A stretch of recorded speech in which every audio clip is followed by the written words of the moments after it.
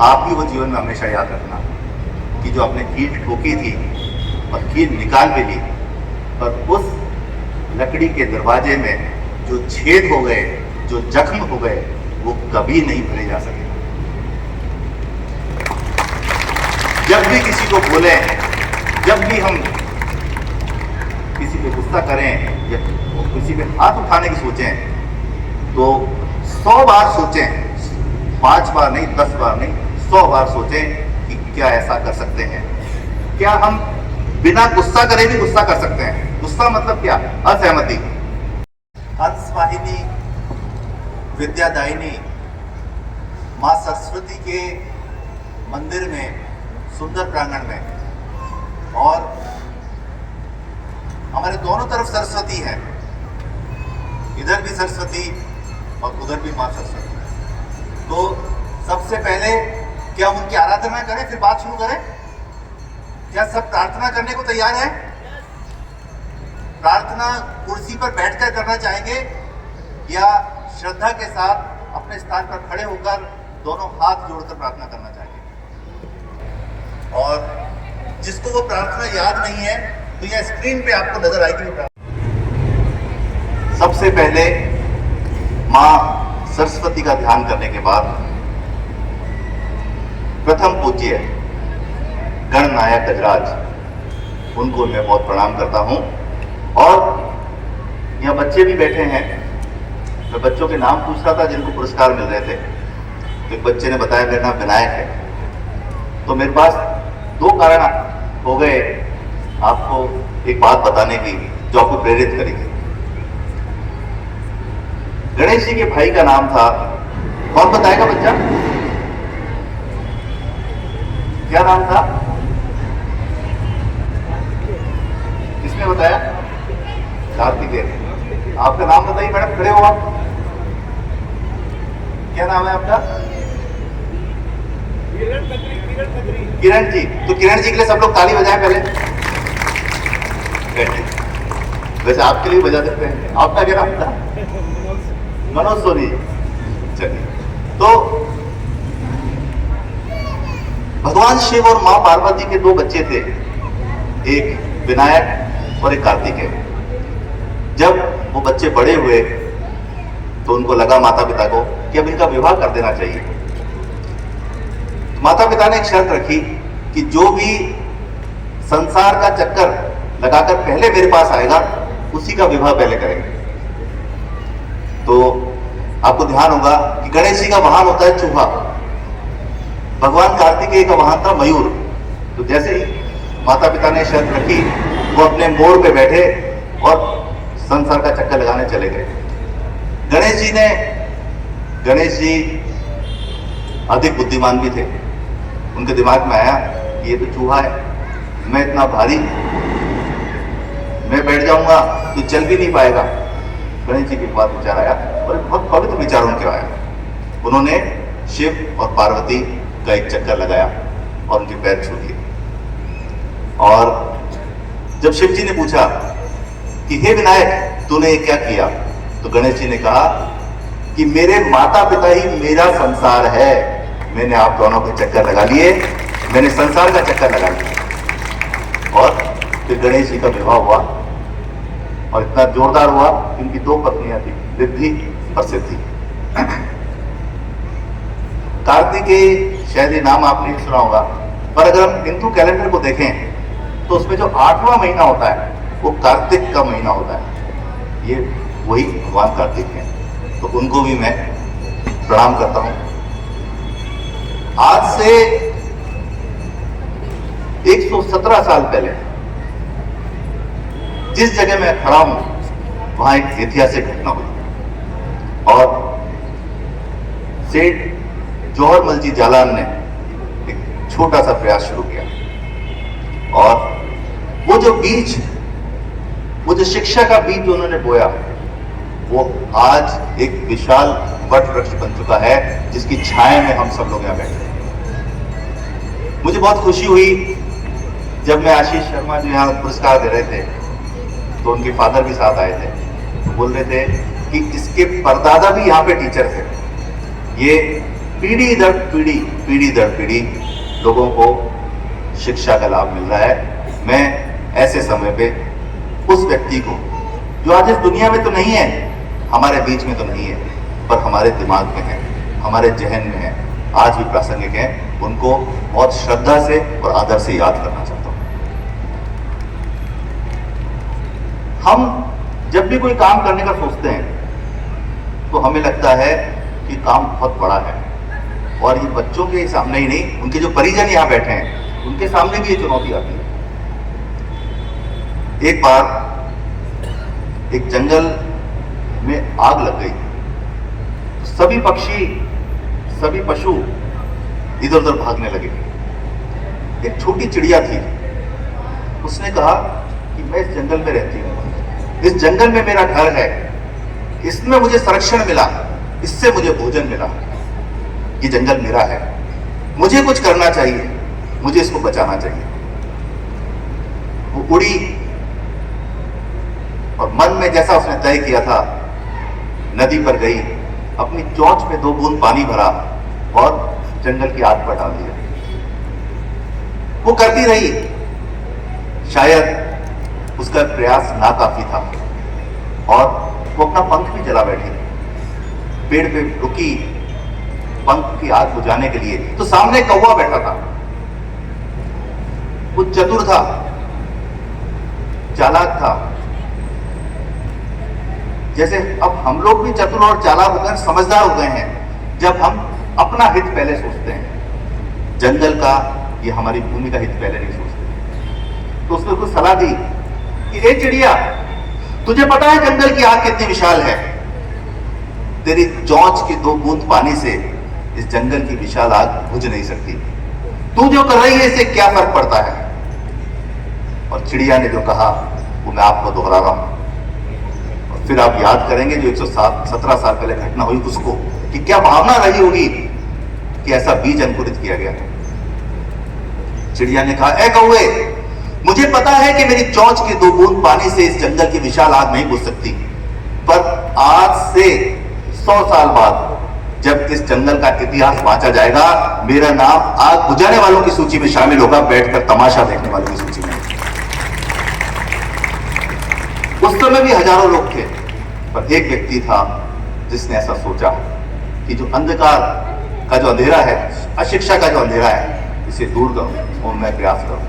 और आज ये हम बैठे हैं, कई हजारों बच्चे इस स्कूल से पढ़ के निकल गए, कई हजारों बच्चे आज बहुत बड़ी बड़ी पोस्ट पे हैं, और बड़ी पोस्ट पे होने की बात नहीं है, वो ज्यादा महत्वपूर्ण नहीं है, एक अच्छे इंसान हैं और उस रूप में देश में अपना योगदान दे रहे हैं, भारत के निर्माण में अपना योगदान दे रहे हैं, ये बहुत बड़ी बात है।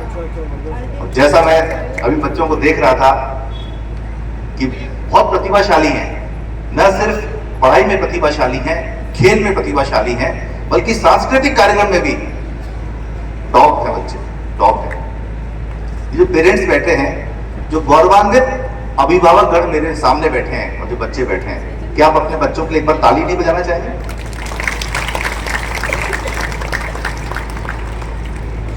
शहर भर के सभी बच्चों से मोहब्बत करना, कुछ इस तरह सीखा है मैंने इबादत करना।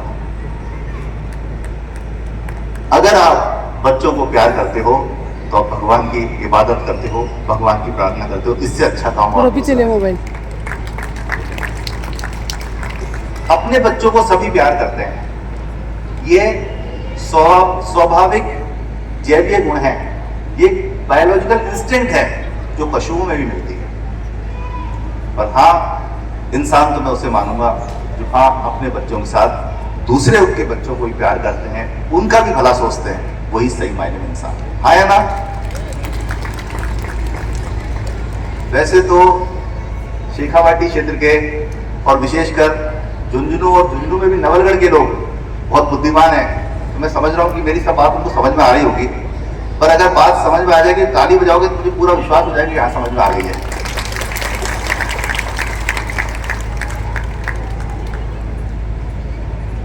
मैंने जो इन बच्चों में देखा, एक और अच्छा गुण देखा, अनुशासन। एक बार एक बच्चा छत पर पतंग उड़ा रहा था, अपने पिता के साथ। उसने डोर हाथ में पकड़ रखी थी और तेज हवा चल रही थी और पतंग आसमान में ऊपर बादलों को छूने को आतुर थी। बच्चे के अचानक ख्याल आया कि हवा बहुत तेज चल रही है, मौसम साफ है, अगर ये डोर को तोड़ दें तो पतंग और ऊंची जाएगी। बात स्वाभाविक थी। उसके पिता ने दुनिया देखी थी, वो इस मामले में ज्यादा समझदार थे। उन्होंने उसे समझाया कि नहीं बेटा, ऐसा नहीं है, डोर की वजह से ही पतंग उड़ी है और डोर की वजह से वो आसमान में उसका अपना स्थान बनाया है और डोर की वजह से ही वो उस स्थान पर रह सकती है और ऊंची जा सकती है। बच्चे ने कहा नहीं, छोटा बालक था, पापा एक बार इस डोर को तोड़ के देखो ना, देखना पतंग कहां जाती है। पिता ने ना चाहते हुए भी उसे शिक्षा देने के लिए उस डोर को तोड़ दिया। एक क्षण को लगा कि बच्चे की बात सही थी। हवा का एक तेज झोंका आया और पतंग ऊपर बादलों से भी पार चली गई। पर अगले ही क्षण बच्चे ने देखा कि पतंग लहराते हुए नीचे जमीन पर आ गई। पिता ने समझाया, जब तक व्यक्ति अनुशासन की डोर से बंधा हुआ है, ऊपर जाएगा और ऊपर जाएगा।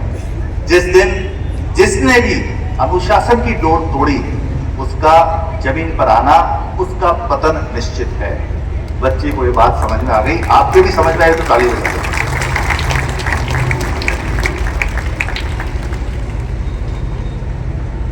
हम में से बहुत से लोग बहुत सा प्रयास करते हैं।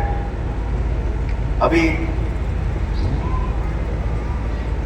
आदरणीय यशवर्धन जी शेखावत यहाँ बैठे हैं, बहुत अच्छा काम किया इन्होंने, पानी का काम। और ये जो काम कर रहे हैं, ये एक ऐसा काम होगा जो सभी को पानी मिल सके, ऐसा काम होगा। मैं उसके लिए आपका अभिनंदन करता हूं।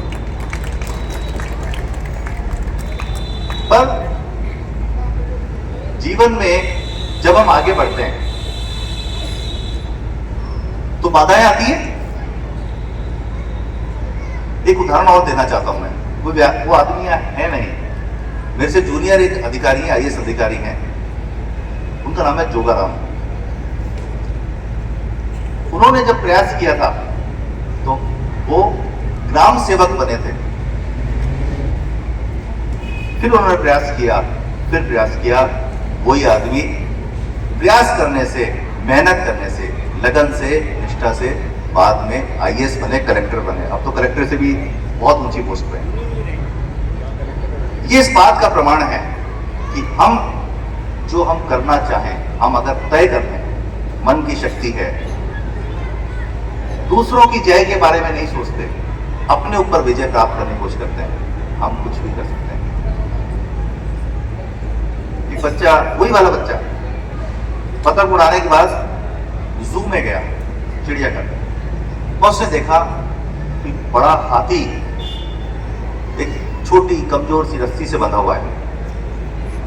उसने जू के इंचार्ज से पूछा कि अंकल, ये रस्सी इतनी छोटी, ये हाथी इतना बड़ा, ये तो इसको अचानक तोड़ देता है, तोड़ के नहीं जाता क्या?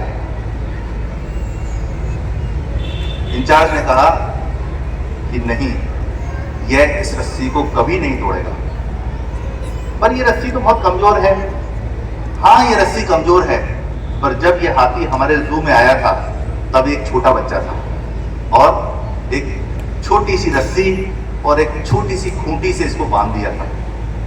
जब ये हमारे पास आया था तो उसने बहुत प्रयास किया कि इसको तोड़ा ले, इसको खूंटी को उखाड़ दे, बट इसको ये समझ में आया कि वो कुछ भी कर ले, कितनी भी कोशिश कर ले, वो छोटी रस्सी को नहीं तोड़ सकता, इस खूंटी को उखाड़ नहीं सकता, क्योंकि उस समय वो छोटा हाथी था। पर इसका क्या परिणाम हुआ? और जीवन में, न सिर्फ बच्चों के जीवन में, हमारे जीवन में भी एक घटना होती है कि जब हम प्रयास कर लेते हैं, फिर हमें लगता है ये काम अपने बस का नहीं है, और हम मन में विश्वास कर लेते हैं कि ये काम हमसे नहीं हो सकता, हम इसके लिए सक्षम नहीं है।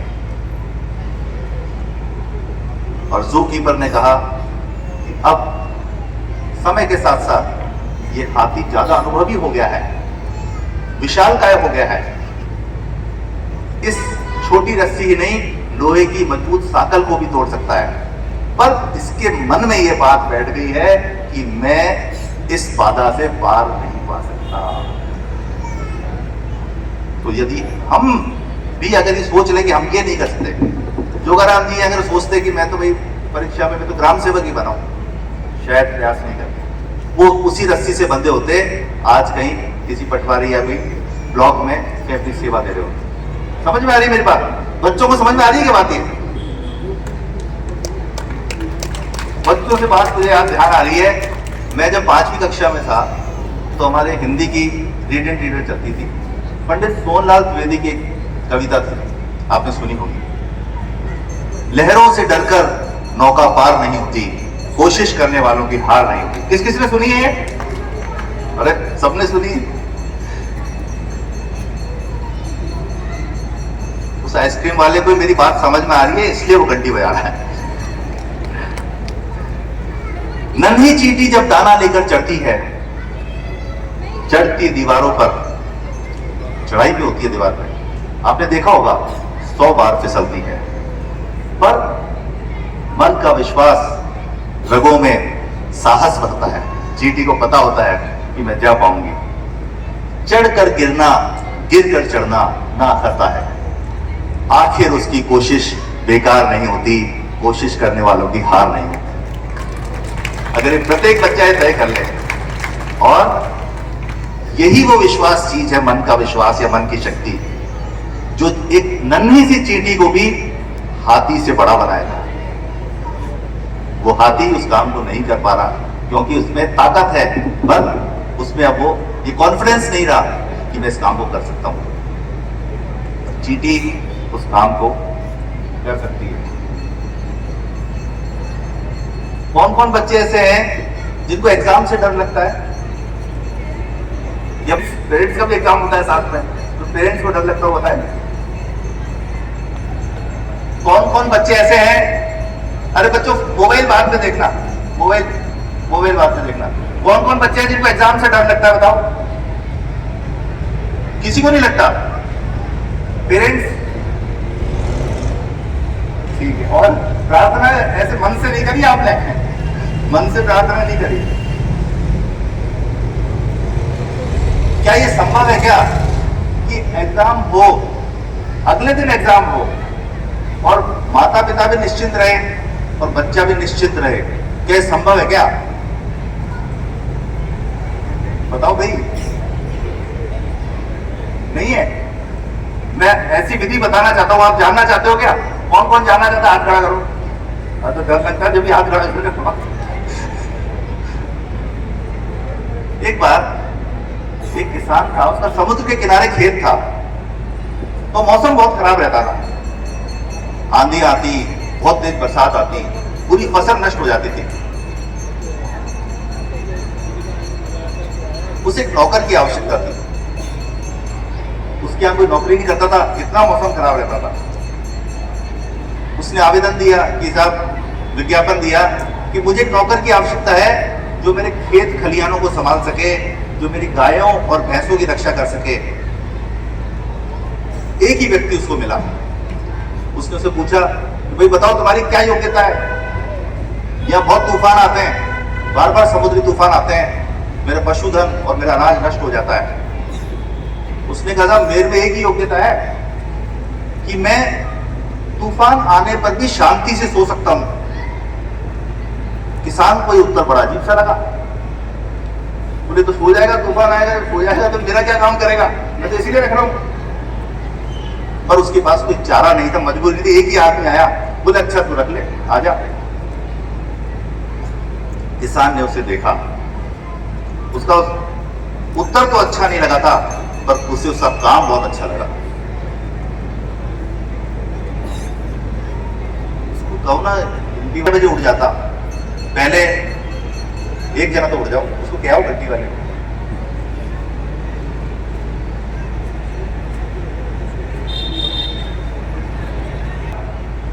सबसे पहले खेत में पानी देता, खाद डालता, गायों को चारा डालता, भैंसों को पानी पिलाता, मुर्गियों को दाना डालता, सुबह से रात तक दिन भर मेहनत करता। किसान को लगा ठीक है। कुछ दिन निकल गए, कुछ महीने निकल गए, और एक दिन वही हुआ जिसकी किसान को आशंका थी। तूफान की सूचना आई, आकाशवाणी से प्रसारित हुआ कि 10 साल बाद इतना बड़ा भीषण तूफान आने वाला है। जैसी थोड़ी हवा चलने लगी, किसान गया अपने नौकर के कमरे में, उसको जगाया और उससे कहा भाई तूफान आने वाला है, अब तू तैयारी कर ले पूरी। तो नौकर ने कहा मैंने आपको पहले दिन कह दिया था कि तूफान जब आएगा तो मैं चैन से सोऊंगा, आप जानो आपका काम जाने, मैं तो सो रहा हूं। किसान को बहुत बुरा लगा, बोले ये क्या जवाब हुआ, ये क्या तैयारी हुई। तो किसान वापस के पास कोई चारा नहीं था, वो गया संभालने गया। उसने देखा कि खेत में सारी फसलें पाले से बचने के लिए चादर से ढकी हुई थी। सारी गायें हैं वो बाड़े के अंदर बंधी हुई थी, सारी मुर्गियां दड़बे में थी, सारी भैंसें एक कमरे में बंद करी हुई थी, उनके पाड़े उनके साथ थे और उनको भोजन दिया हुआ था। किसान को समझ में आ गया कि इसने तूफान के आने से पहले ही तूफान के आने की पूरी तैयारी, उससे निपटने की पूरी तैयारी कर रखी है।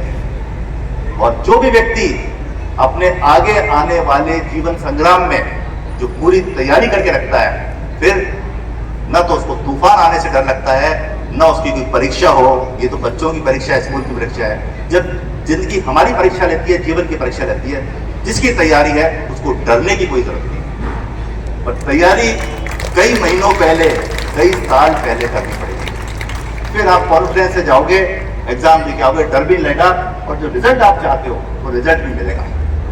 अगर आप डर के और उस समय कुछ करना चाहते हो, आप बहुत कुछ नहीं कर पाओगे। सहमत है? तो मेरा समय तो हो गया पूरा, तो मैं इजाजत लेना चाहूंगा आपसे, क्योंकि आपका समय ऐसा था कि इसलिए मैं जल्दी 6:30 बजे निकला जयपुर से, क्योंकि नवीन भैया ने कहा था हम सब लोग हमारे साथ ही पढ़े हैं, और मुझे ऐसा लगा कि जैसे कृष्ण सुदामा का मिलन होता है, वैसे आज मिलन हो गया हमारा। और कृष्ण ये है, सुदामा में हम, क्योंकि मैं इनके दरवाजे पे आज इनसे मिलने आया हूँ, और मुझे बहुत अच्छा लगा आपने मुझे आमंत्रित किया, और इतना अच्छा स्कूल संभाल रहे हैं। आप स्वयं भी आगे बढ़े, यहाँ जो गुरुजन बैठे हैं वो भी आगे बढ़े, और जो बच्चे हैं वो भी बहुत आगे बढ़े। यही हमारा योगदान होगा इन बच्चों के निर्माण में। मुझे आपसे इतनी बात कहनी थी, बहुत सारी बातें मैं कह सकता हूँ आपसे। एक बात और बताऊँ क्या मैं आपको? तो आप सुनना चाहते हो तो हाथ खड़ा करो, नहीं तो रहने दो।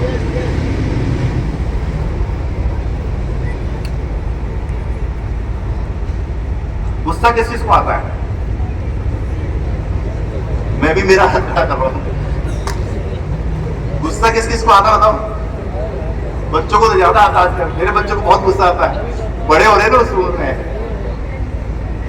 जैसे एग्जाम से नहीं डरने की विधि बताई मैंने, सही बताई क्या विधि? अरे सही बताई गलत बताई? ऐसे यस नो बोलो। विधि सही बताई गलत बताई? विधि सही बताई क्या? एक बार तुम एक और विधि बताता हूं आपको। कौन कौन विधि सीखना चाहता है? किस किस को गुस्सा ज्यादा आता है? मैडम आप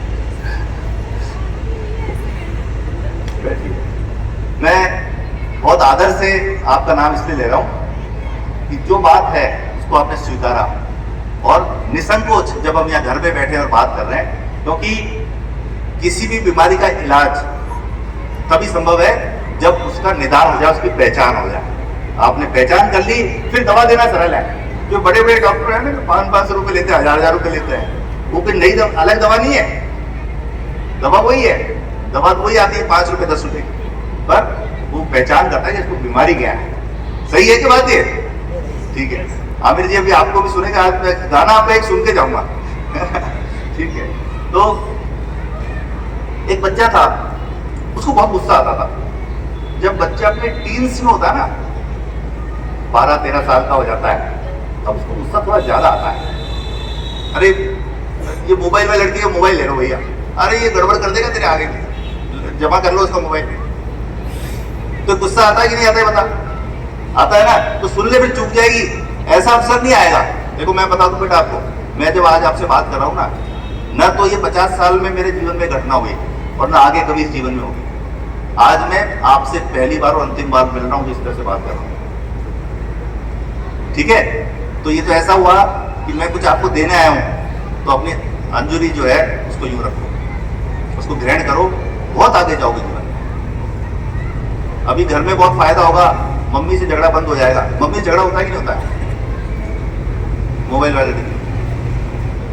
थोड़ी देर बाद शादी होगी, फिर वहां दूसरी प्रॉब्लम ननद की, सास की होगी। अरे होता ही नहीं होता हर घर में। उसका तरीका बताऊंगा आपको। चलो, तो बच्चे को गुस्सा आता था। उसका जब बर्थडे आया, उसके पिता ने उसे अजीब सा गिफ्ट दिया। उसने अपने बच्चे को 100 किलो का एक बॉक्स दिया और एक हथौड़ा दिया। बच्चा पापा से कई दिन से कह रहा था कि पापा, पता नहीं, मैं आपको बहुत प्यार करता हूं, मुझे आप बहुत अच्छे लगते हो, पर पता नहीं मुझे गुस्सा आता है ना तो मैं आप पे चीखने लग जाता हूं। मैं ऐसा करना नहीं चाहता, मैं गुस्सा करना छोड़ना चाहता हूं, पर मैं ऐसा कर नहीं पा रहा। उसके पापा को लगा कि मुझे इस छोटे से नन्हे बालक की मदद करनी चाहिए, सहायता करनी चाहिए, जिससे जब मैं पिता के रूप में इस दुनिया में ना रहूं तो ये बच्चा उस विधि से पारंगत हो जिस विधि को दुनियादारी में काम में लेना बहुत जरूरी है। सहमत है? उसने वो गिफ्ट दिया। बोले पापा ये क्या है? तुम कह रहे थे ना कि तुम्हें गुस्सा बहुत आता है, अब मेरी 2 बात और मान लो, तुम्हारा गुस्सा करना खत्म हो जाएगा। जब भी तुम्हें गुस्सा आए तो कील लेना और सामने जो लकड़ी का दरवाजा है उस पे जाके एक कील ठोक देना। बच्चे ने ऐसा ही किया। बच्चे को खुद पता नहीं था कि दिन में 10-12 बार गुस्सा करता है। पहले दिन ठक ठक ठक उसने 10 कीलें ठोक दी। 20 दिन में उसने सेंचुरी बना ली। बोले पापा एक डिब्बा और लाओ। बोले क्या? बोले पहले की तो सारी कीलें ठोक दी। पर उससे 2 फायदे हुए। एक तो बच्चे को पता पड़ा कि हाँ, उसने अपना बिहेवियर वॉच किया पहली बार कि हाँ मुझे गुस्सा आता है। कितनी बार आता है? पहले दिन 12 कील थी, अगले दिन 10, उससे अगले दिन 8, फिर 7, फिर 5, फिर 6, 5, 4, 3, 1 और 0। जब 0 हुआ तो बच्चा वापस पापा के पास गया कि पापा आज पूरा दिन मैंने निकाल दिया, मैंने आज एक बार भी गुस्सा नहीं किया। पापा ने कहा आधा काम हो गया। अब जब तू पूरा दिन निकाल दे बिना गुस्सा करे तो एक कील दरवाजे से वापस बाहर निकाल लेना। बेचारे को 100 दिन और लगे, पर उसने 100 दिन तक एक बार भी गुस्सा नहीं किया। पापा ने कहा कि अब तेरी नई हैबिट फॉर्म हो गई है, तेरा नया आचरण बन गया है, तेरी नई डेस्टिनी बन गई है, और अब मैं समझता हूं आज के बाद तुझे गुस्सा नहीं आएगा। पर बेटा एक बात याद रखना, और आप भी वो जीवन में हमेशा याद रखना, कि जो आपने कील ठोकी थी और कील निकाल भी ली, पर उस लकड़ी के दरवाजे में जो छेद हो गए, जो जख्म हो गए, वो कभी नहीं भरे जा सके। जब भी किसी को बोले, जब भी हम किसी पे गुस्सा करें या किसी पे हाथ उठाने की सोचें, तो 100 बार सोचें, 5 बार नहीं, 10 बार नहीं, 100 बार सोचें कि क्या ऐसा कर सकते हैं। क्या हम बिना गुस्सा करे भी गुस्सा कर सकते हैं? गुस्सा मतलब क्या? असहमति। क्या ऐसा? ये भी बताऊंगे आपको। क्या मम्मी पापा बिना चीखे, बिना चिल्लाए, बिना हाथ उठाए भी बच्चों को या बच्चों के एक्शंस को अप्रूवल और डिसअप्रूवल कर सकते हैं? वो विधि सीखनी पड़ेगी, वो विधि सीखनी पड़ेगी। मेरा प्रवचन पूर्ण हुआ, आप सब लोगों ने मुझे ध्यान से सुना। मुझे आप लोगों के बीच में आके बहुत अच्छा लगा। मेरी भगवान से प्रार्थना है कि आप सब और आपके जो प्यारे प्यारे बच्चे हैं सब सुखी रहें, स्वस्थ रहें, प्रसन्न रहें, आगे बढ़ें, और न सिर्फ समाज को अच्छा बनाएं, एक अच्छा समाज स्थापित करें, बल्कि इस भारत भूमि में, इस देश के निर्माण में भी अपना जो योगदान आप बेस्ट दे सकते हैं वो योगदान प्रदान करें। जय हिंद, जय भारत। एक मिनट।